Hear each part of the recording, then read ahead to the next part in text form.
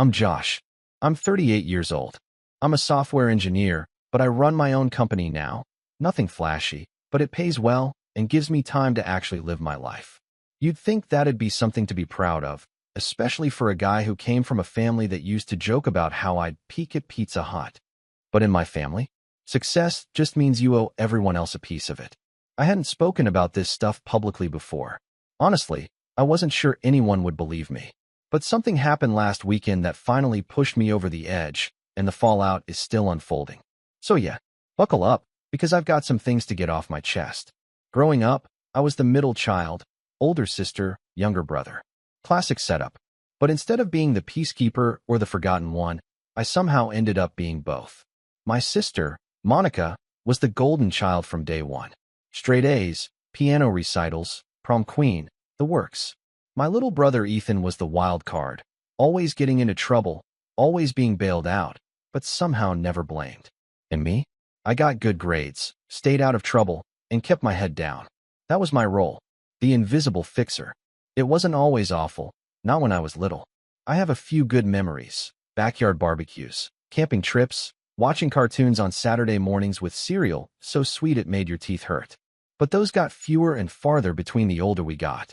As soon as we hit high school, the favoritism became clearer than ever. Monica got a new car on her 17th birthday. Ethan got a used Mustang that Dad fixed up for him. I took the bus. I still remember asking once, just once, if I could borrow the car to get to a job interview, and my dad said, "You're not entitled to things just because you want them, Josh." Cool. I got a full ride to college. That didn't seem to impress anyone. Monica went to an Ivy, and the family practically threw a parade. Ethan dropped out of community college after one semester, and they acted like he was just figuring things out. I didn't go no contact or anything. I still came to holidays. I still called on birthdays. But every time I came home, I felt like I was stepping back into a role I didn't audition for. The responsible one, the ATM, the guy who doesn't complain. They never really asked what I was working on. They just asked if I was still doing that computer thing. When I started my company in 2017, no one in my family even acknowledged it. Not really. I remember Monica rolling her eyes when I tried to explain what I did. "So, like apps or something?" she asked, like I just told her I worked at the Genius Bar. Ethan joked that I was probably building spyware. My dad just shrugged and asked if I was still single. But when that company started doing well, and I mean really well, suddenly, the interest shifted. It started small. My mom would call and mention how she and Dad were struggling with the new roof payments. I offered to help. She said no, of course, then called back the next day saying, "Well, if you insist." Then it was a plumbing issue. Then some medical bills. It was always just until we catch up. By 2020, I was quietly covering half their mortgage. They didn't ask, not directly, but I could read between the lines. I set up an auto payment. I never told them. I didn't want the credit. I just wanted to help. That's who I've always been. I figured maybe one day they'd acknowledge it. Maybe even thank me. But that day never came. Instead, they got bolder. Monica asked me to invest in her startup, which was really just a failed MLM she rebranded. I said no gently. She didn't speak to me for 6 months. Ethan borrowed $5,000 to pay off a credit card and ghosted me until the next Christmas. Still, I kept showing up. Maybe it was guilt. Maybe it was hope. Maybe I just didn't want to admit that my own family saw me as a walking wallet. Then came last Sunday. It was a warm, clear day, perfect for one of those casual, low-stakes family brunches where everyone pretends to be nicer than they actually are. We met at my parents' place. The yard looked fine, the flowers were blooming, and their house, the house I'd been paying to keep, stood there looking like something out of a mortgage commercial. I showed up with my son, Leo. He's 12. Smart, a little shy, big into robotics and coding. He's the kind of kid who'll take apart your toaster just to figure out how it works, and then put it back together without missing a screw. I love that about him. We were barely 5 minutes in when it happened. Ethan, sitting across from me with his usual smug grin, took a bite of his eggs and said, "You know, Josh, you should have Leo start mowing Mom and Dad's lawn. He's getting to that age. Builds character." I blinked. "He's 12.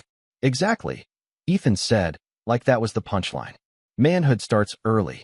Monica snorted into her mimosa. "It wouldn't kill him to do something useful.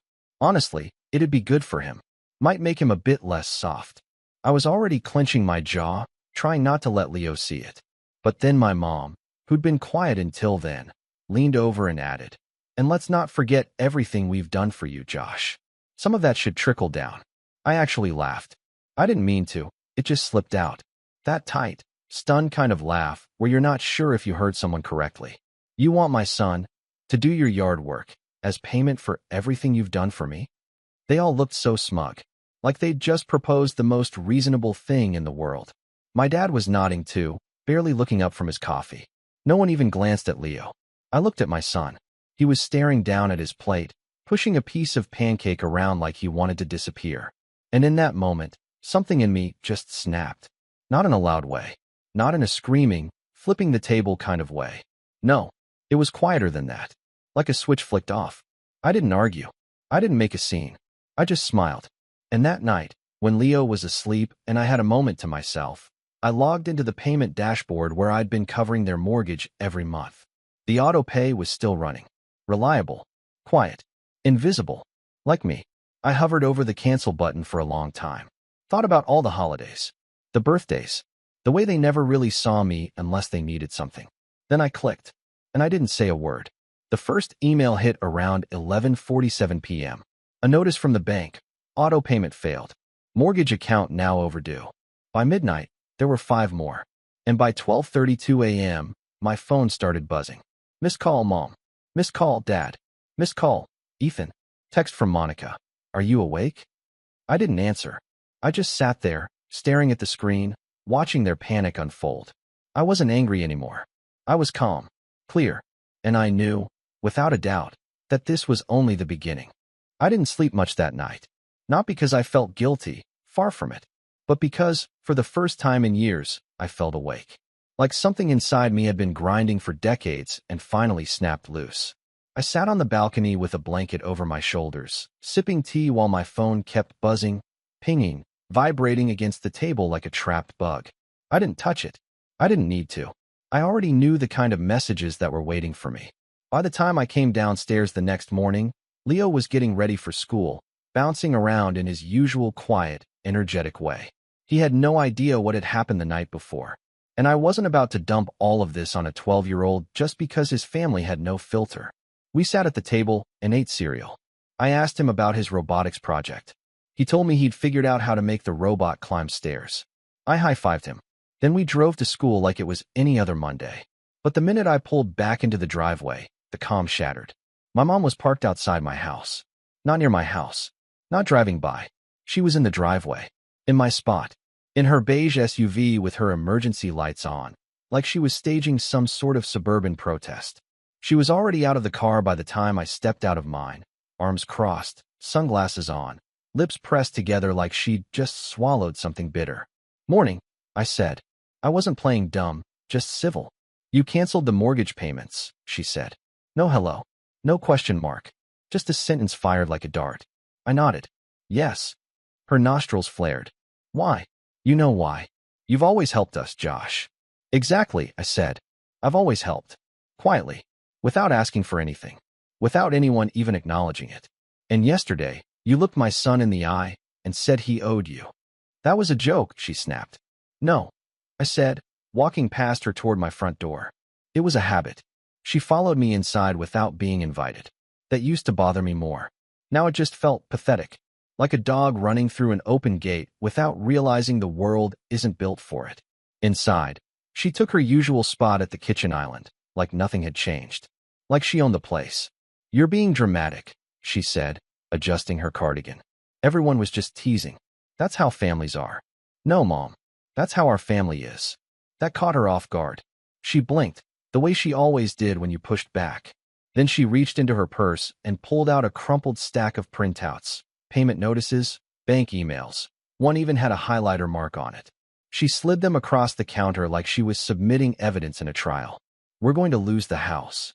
"You were going to lose the house," I corrected. I just stopped hiding it. She stared at me for a long time. "So this is about revenge." I exhaled. "No, this is about boundaries." There was a silence. A heavy one. Then she said something I'll never forget. "We sacrificed everything for you. Your father worked extra shifts." I skipped vacations. We put up with your moods, your silence, your little computer dreams. And now that you've made it, you're just walking away? And for a second, just a second, that guilt started to rise in me again. That old, familiar fog. That whisper that said maybe you do owe them something. Maybe they were right. But then I remembered the look on Leo's face. And the switch inside me stayed off. You didn't sacrifice, I said quietly. You ignored. You ignored me when I succeeded, and you punished me when I didn't fall in line. And now you're upset because I finally realized I don't owe you my silence. She stood there for a moment, speechless. Then she grabbed her papers, stormed out, and slammed the door so hard it shook the frame. I didn't hear from her the rest of the day, but the silence didn't last. By Tuesday morning, Monica had jumped in. She called 3 times, left a voicemail on the 4th. So you're just going to let them go bankrupt? What kind of son does that? Honestly, Josh, you've changed. No, I hadn't changed. I'd just stopped performing. Ethan, of course, chimed in with a text that simply said, "Real classy, bro." I didn't respond. But that was just the beginning. Thursday, I got an email from my dad. He never emailed me. Always let my mom or Monica do the dirty work. But this one was different. It was short, cold, no subject line. Josh, we're disappointed in you. This isn't how family works. You're better than this. I stared at those words for a long time. Not because they hurt, but because I realized, for the first time, they were trying to guilt me for not letting them use me. And that made everything crystal clear. They didn't want me. They wanted what I could give them. And when I stopped giving, they turned on me like I was a stranger. That weekend, Leo and I went to a local fair. We ate funnel cake and played rigged carnival games and rode a rusty Ferris wheel that made him scream with joy. I didn't check my phone once. I didn't want to. For the first time in forever, I felt free. But freedom has a price. And I was about to find out just how far my family was willing to go to make me pay it. Monday morning, I opened my inbox and saw an email from Leo's school. Subject, family incident, immediate attention required. I clicked it, and my stomach dropped. Apparently, someone had called the school pretending to be Leo's emergency contact, said they were concerned about neglect, and wanted to know if Leo had been showing up with bruises. They used words like unstable home and sudden behavioral changes. They asked if the school had noticed anything unusual since the boy's father had started isolating him from his family. I couldn't breathe. They'd used his full name, his grade. They knew what time he was picked up. I sat there, frozen. The school had dismissed it, thank God. Said they had no concerns and that Leo was doing just fine. But they were legally required to inform me. I didn't have proof, but I knew. This had my mother's fingerprints all over it. That night, I called her. No small talk. You try to get child services involved? Her voice was calm. Too calm. I don't know what you're talking about. I felt my heart pounding in my chest. You crossed a line. There was a long pause. Then, in the flattest tone I'd ever heard from her, she said, "You brought this on yourself." I didn't yell. I didn't scream. I just hung up. And for the first time in my life, I felt done. But the worst was still to come. 2 days later, a letter arrived at my house. Certified. From a lawyer. It was a formal request, not quite a lawsuit, not yet, but a threat. A list of expenses incurred over the years. A breakdown of parental support rendered and an estimated moral debt. It was laughable, honestly. Tens of thousands of dollars for things like childhood housing, transportation to school, emotional investment. They were trying to invoice me for being their kid. And the kicker? They wanted Leo to testify.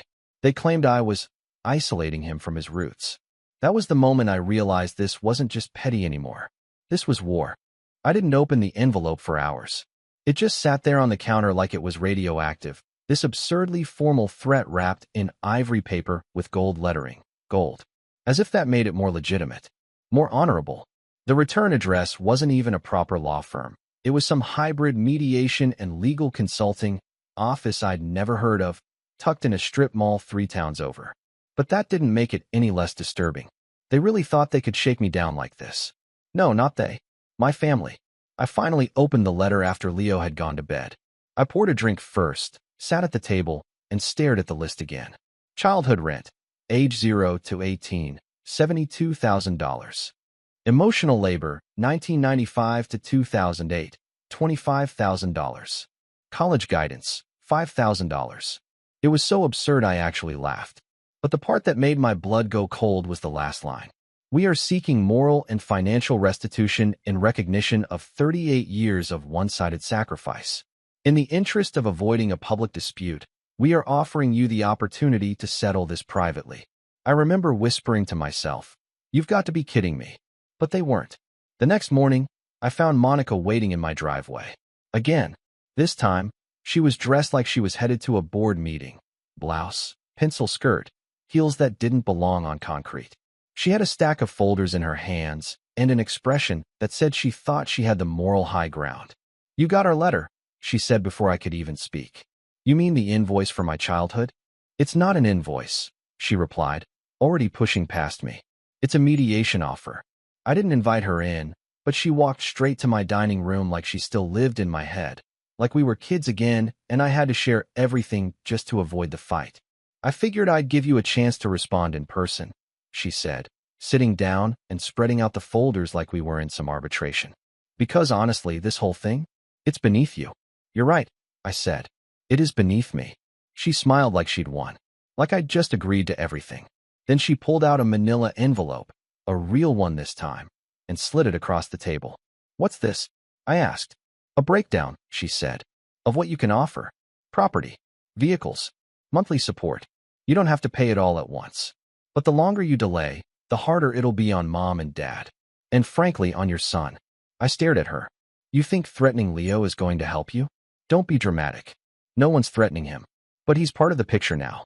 The longer you isolate him, the more likely it is someone reports it again. We can't control what the school hears." There it was. The veiled threat. The same kind of passive-aggressive poison that had kept me compliant for years. But this time, I didn't flinch. I didn't even raise my voice.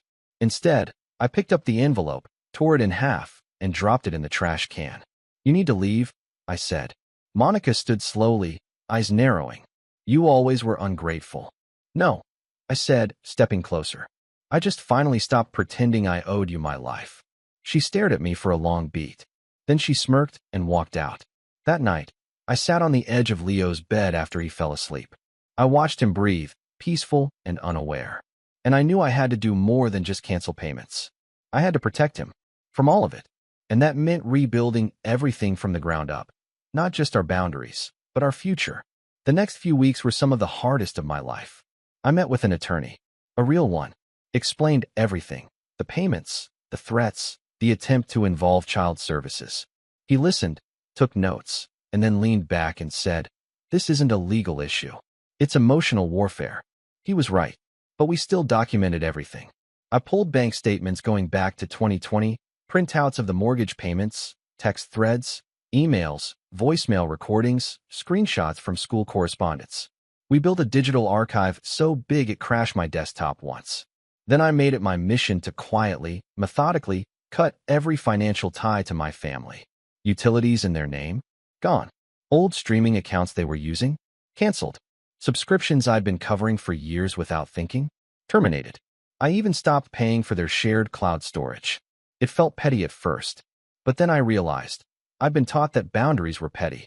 That saying no was an act of war. And it wasn't just about money. It was about space. About oxygen. I started therapy again. Not the kind where you check boxes and nod. Real therapy. Digging deep, full of silence and sobs kind of therapy. I talked about the guilt. The way my stomach would knot every time my phone buzzed. The voice in my head that kept saying, "But they're your family." My therapist said something that stuck with me.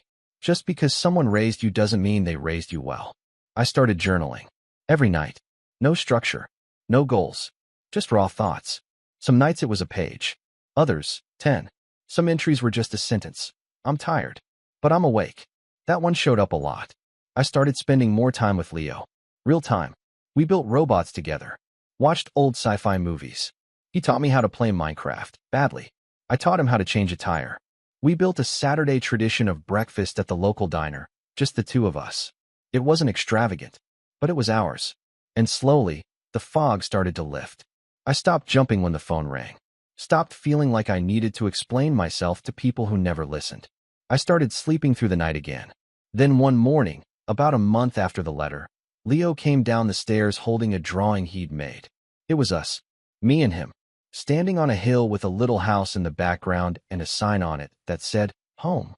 But in the top corner, he'd scribbled something else in big block letters. Just US. I hung it on the fridge. Not long after that, something unexpected happened. I got a message from my Aunt Caroline. She was my mom's younger sister, and we hadn't talked much since my grandfather's funeral. But she'd always been kind to me when I was a kid. Quiet, observant, never part of the drama. Her message said, "Hey, I heard what's been going on. Just wanted to say I see you. And I'm proud of you for stepping back. If you ever need a place to talk or vent, I'm here." I cried for 10 minutes after reading it. Not because it fixed anything, but because it reminded me that not all family is broken. That some people do see you. That not everyone expects blood to come with a receipt. And that little crack of light. It grew. At Leo's next robotics competition, I met another dad. Single parent. Engineer. We got to talking. He offered me a chance to guest lecture at his son's middle school STEM club. I said yes. And for the first time, I realized I had something to give. Not out of obligation, but because I wanted to. That talk led to another. And another. And eventually, I was invited to join the board of a local mentorship program for teens interested in tech. Me, the moody kid with the computer dreams. Now showing kids how to build drones out of cardboard and salvage parts. There's something healing about teaching. About seeing someone's eyes light up because you gave them a tool they didn't know they had. It reminded me why I started coding in the first place. Not for money. Not for ego. But because it was mine. Because it made me feel capable when nothing else did. I didn't talk about my family in those meetings. But I didn't need to. Every line of code, every wire we soldered, it was a step away from the past and towards something clean, honest, free. And just as things were settling, just as I started to believe that maybe, the worst was behind me, I got a call. Not from my mother. Not from Monica. Not from Ethan. From the bank. They'd received a new payment on the mortgage. From an anonymous donor. But something was wrong. There was a dispute flag on the account. A pending freeze. And a claim filed against me. Not legal, but financial. Apparently, someone had told them I'd been fraudulently paying on behalf of the homeowners. And now they were investigating. That's when I realized. They weren't done. They were just getting started. There's a very specific kind of silence that falls over you when you realize your family doesn't just resent you. They're actively trying to erase the version of you they can't control. I sat at my kitchen table, that same spot where my mother had stood just weeks ago, throwing around words like sacrifice and entitlement, like confetti, and I stared at the email from the bank. The subject line was polite, almost comically so. Request for documentation regarding third-party payments. The body wasn't much better. Cold, clinical, and unsettlingly vague. We have received a formal inquiry regarding the nature of payments made on behalf of homeowners, Gregory and Susan Meyer, from the account registered to Joshua Meyer. Please provide documentation of consent and authorization, or indicate whether you wish to contest this inquiry. Pending resolution, we are required to place a temporary freeze on automatic payments and may be obligated to refer the matter to a third-party mediator. It was absurd. I wasn't even paying it anymore. I had stopped weeks ago. But someone was trying to retroactively frame me for financial overreach. Imply I'd been paying without their consent. That I'd been controlling them. Manipulating them. It was a new kind of audacity. Weaponized victimhood. And I knew exactly who was behind it. But this time, I wasn't going to react. I was going to respond. Because over the last few weeks, something in me had shifted. I wasn't the same man who used to tiptoe around these people. I wasn't afraid anymore. And I wasn't alone. My attorney, Mark, was the first person I called. I've seen this kind of thing before, he said after reading the email. It's not about winning a legal battle. It's about destabilizing you. Undermining your paper trail. Can they do that? I asked. They can try, he said. But the fact that you stopped the payments voluntarily weeks ago, that helps. A lot. I sent him everything. Payment records. Emails from the bank. Even a photo of the old Christmas card my parents sent me in 2020, the year I started helping them, where they casually thanked me for keeping the roof over our heads. That single line would become surprisingly important later. But legal armor wasn't enough. I needed leverage. Not to hurt them. Not yet. But to stop them from dragging me back into the fog. So I started digging. At first, it was just a way to feel productive. I searched public records, tax filings, property deeds. I was looking for something, some crack in the perfect suburban image they wrapped themselves in. And it didn't take long. Turns out, my parents weren't just bad with money. They were reckless. The house I'd been paying the mortgage on wasn't even in their name anymore. They'd transferred the deed to Ethan back in 2019. Quietly. Slipped it through during one of his turning over a new leaf phases. Probably figured he'd handle it better than they could. Spoiler, he didn't. He'd taken out a helic against it. A big one. Then defaulted. Twice. The bank hadn't foreclosed only because my automatic payments kept covering the minimums. They weren't even aware of the lien issue until after I stopped. The whole thing was a financial Jenga tower, and I'd been the bottom block. And now that I was gone, the whole thing was swaying. I found more. Monica's wellness coaching business wasn't just a flop, it was operating under a revoked license. Her client contracts were hand-scribbled nonsense, and she was facing 2 refund disputes on PayPal from customers who claimed she ghosted them after charging $2,500 for spiritual detoxes. I wasn't even surprised. But the final straw? A voicemail Ethan accidentally left on my work line. He hadn't realized he was still connected. I caught about 40 seconds of background noise, and then this. He thinks he's untouchable, just because he's got money. But if we get the school involved again, or the bank, just make it messy enough, he'll fold. He always does. Mom says if we push just a little harder. Click. I must have replayed that voicemail 10 times. Not because I needed to confirm it was him. I recognized his voice immediately, but because I couldn't believe how calmly he said it. Like this wasn't war. Like it was sport. That's when I knew it was time to stop defending. Time to strategize. I called Mark the next day and laid out everything. The deed transfer, the helic, the revoked business license, the voicemail. He whistled low into the phone. Looks like you've got leverage. I don't want to blow it all up, I said. I just want it over. No more threats. No more letters. No more whisper campaigns at Leo's school. I want them out of our lives. Then you need to make it clear that if they keep pushing, you won't hold back. That's when the plan started to take shape. Not a lawsuit. Not a cease and desist. Not yet. Something smarter. Subtler. I started by documenting everything. I compiled a dossier. Yeah, a literal folder on my desktop called Emergency, with copies of the voicemail, the deed transfer, screenshots from Monica's defunct website, timestamps on her fake coaching sessions, and the bank's lien notice on Ethan's property. Then I created 3 versions of a single email, one for each of them. Not threatening. Not angry. Just clear. I didn't send them yet. I wanted to time it right. Instead, I focused on Leo. I met with his school counselor, sat across from a kind-faced woman with tired eyes and explained, as carefully as I could, the situation with our family. I gave her documentation, reassured her there was no legal custody drama, that Leo was happy, safe, supported. She listened, and then she told me something that shook me. Apparently, someone had tried to schedule a meeting with her under my name. An uncle, she said, called and claimed he had joint guardianship. She shut it down immediately, but logged the call anyway. She hadn't mentioned it before because she assumed it was a mix-up. It wasn't. It was a fishing expedition. Another quiet little warhead aimed at my son. That night, I sat on my back porch with a cup of coffee and watched the sky. It was quiet. Still.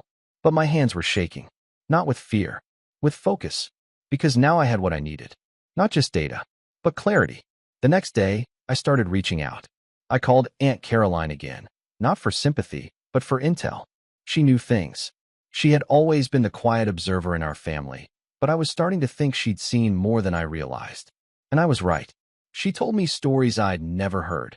About how my parents took out a second mortgage in the 90s to cover Monica's private school while insisting I learn discipline by biking to public school every day. About how Ethan was almost arrested for identity theft 5 years ago, but my dad quietly paid off the victim under the table. She even had receipts. Literal ones. She forwarded me an old email chain between her and my mom where my mother bragged about getting me to pay their bills without making it seem like a handout. The subject line was, "How to raise a compliant son." That was the final lock on the door I'd already closed in my heart. I thanked Caroline. Asked if she'd be willing to write a statement. Not for court, but for me. She agreed without hesitation. I sent my lawyer the updated folder. He whistled again. "You realize," he said, "you could bury them with this." "I don't want to bury them," I said. "I want to warn them." And so I did. On a Monday morning, I sent all 3 emails. Individually, professionally, each one began the same way. You are receiving this message as a final courtesy before I pursue legal remedies for harassment, defamation, and malicious interference in my personal and professional life. The body of each email was tailored. Monica's included the PayPal disputes and a request to cease contact with Leo's school. Ethan's referenced the deed transfer, the helic, and the voicemail. My parents' email simply included every record of financial support I provided since 2020, with a spreadsheet summary and tax legal classification of gifts rendered under moral duress. Each email ended with the same closing line. If I receive one more letter, one more veiled threat, or hear one more whisper of interference in my life or my son's, I will release this information, privately or publicly, as needed. This is your only warning. I gave them 7 days to respond. They responded in 3. Monica emailed back first. Short, panicked, full of backpedaling. I had no idea Ethan said that. I was just trying to help. I think things got out of hand. Ethan sent a text. No punctuation, all caps. Classic. You don't scare me, LOL, but I get it, your little sob story worked. Fine. We're done. My parents didn't reply. But 2 days later, I got a handwritten letter in my mailbox. Not from my mom. From my dad. It was 2 pages long. No apology. No admission. Just a cold acknowledgement that they understand my position and will respect my wishes moving forward. It was the closest thing I'd ever get to closure. And it would have been enough. But then something else happened. Something that changed everything. One of Monica's old clients found me. And what she told me, let's just say, this wasn't over. Not even close.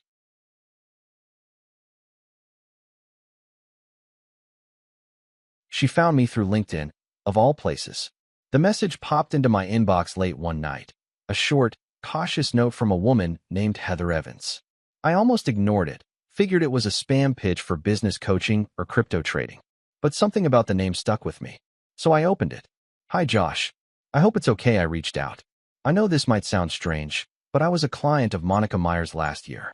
I saw your name mentioned in her intake materials. She referred to you as a financial guardian, which I thought meant business partner or silent investor.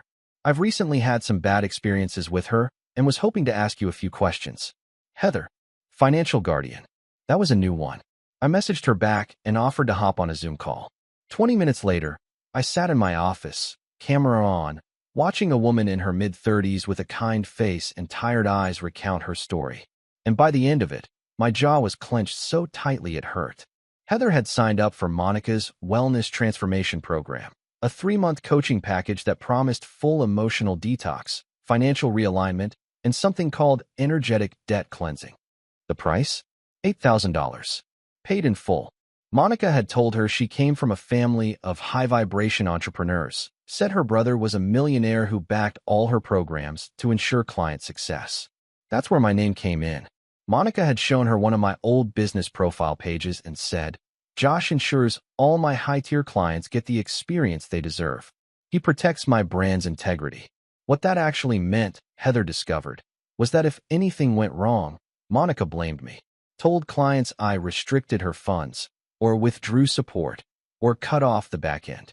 She used me as a scapegoat every time something failed. And things failed a lot.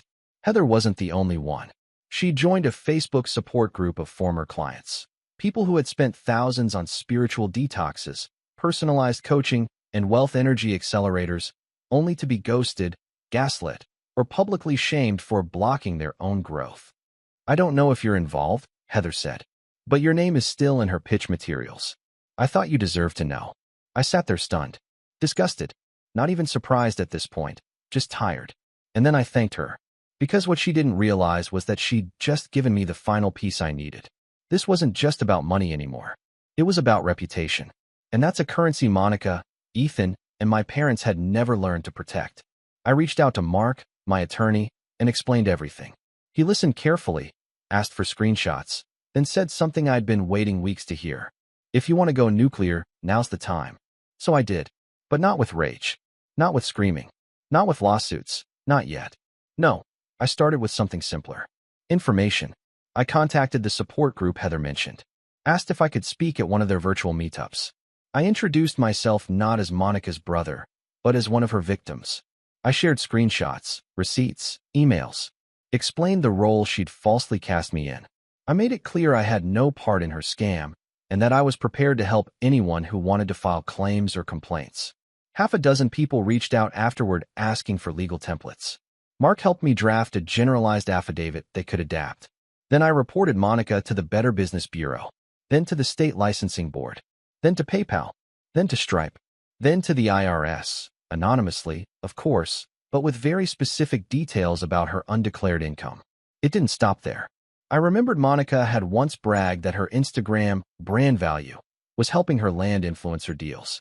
So I compiled a dossier of her scams, real client quotes, audio clips from Heather, even side-by-side screenshots of her advertising claims versus actual delivery. Then I created a private page, a little portfolio of truth. I didn't make it public. I sent it directly to the 5 brands listed in her latest sponsored posts. 3 replied. 2 terminated their partnership. 1 thanked me personally. That alone would have been enough. But fate? Fate has a twisted sense of humor. Because just as Monica's online empire started to quietly crumble, Ethan got arrested. Turns out that helic he took out against the house, the one I'd been unknowingly covering for months, wasn't just misused. It was part of a larger string of fraudulent loan applications. He'd been applying for business grants using fake LLCs, some of which listed me as a silent partner. He used my name, my SSN. The moment I found out, I reported it. Didn't flinch. Didn't call him. Didn't warn him. I filed the report, flagged the banks, froze my credit, and sent the documents to Mark. By the time Ethan realized what was happening, federal investigators were already looking into his accounts. The cherry on top? The deed to my parents' house, the one Ethan technically owned, was now considered collateral in a fraud investigation. The bank froze it, then seized it. It was gone. I got the news in the middle of breakfast with Leo. Just a quiet email from my lawyer that ended with, "The house is now in foreclosure. No further action required on your end." I read it twice, then smiled. Not because I wanted them homeless, but because, for the first time in my life, I wasn't the one keeping the roof over their heads. They were finally living in the world they'd built, without me holding up the ceiling. And my parents? Well, they didn't call, didn't write, didn't even try to guilt me. They vanished into the silence like shadows running out of light. I'd won, but not by fighting, by walking away with receipts. Leo and I moved that summer. Nothing dramatic, just a new house in a better school district. Bigger yard, quieter neighborhood. I built a new office out back, separate from the house, where I consult part-time and tinker with old robotics kits. One day, Leo came in with a printed certificate he made himself, world's best dad and engineer. I hung it next to my degree. We still go to our Saturday breakfasts, still play Minecraft, still build silly robots with googly eyes. But now the air feels different. Clean. Free. And as for Monica, Ethan, and my parents, I haven't heard a word from them in nearly a year. But sometimes I imagine them scrolling through social media, seeing Leo and me at science fairs, on road trips, building life one project at a time. And I wonder if they finally understand. The only thing I ever wanted was peace. And when they couldn't give it to me, I built it myself. And this time, no one's getting in without an invitation.